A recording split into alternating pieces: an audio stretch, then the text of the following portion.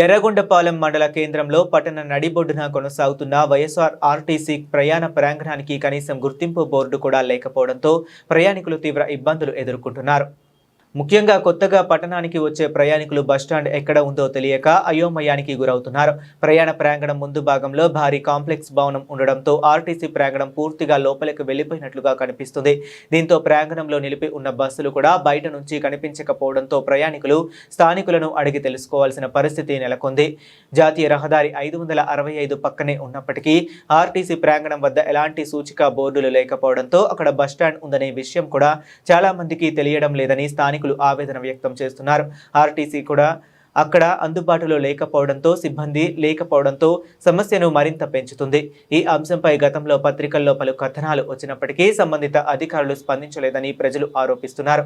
ప్రయాణికుల సౌకర్యార్థం ప్రధాన రహదారిపై ప్రాంగణ ప్రవేశ ద్వారం వద్ద స్పష్టమైన సూచిక బోర్డులు ఏర్పాటు చేయాలని స్థానికులు ప్రయాణికులు కోరుతున్నారు. ప్రస్తుతం పట్టణానికి కొత్తగా వచ్చేవారు బస్టాండ్ ఎక్కడుందో తెలియక హోటళ్ల వద్ద ప్రధాన కూడలలో బస్సుల కోసం వేచి ఉండాల్సిన పరిస్థితి ఏర్పడిందని ప్రజలు వాపోతున్నారు.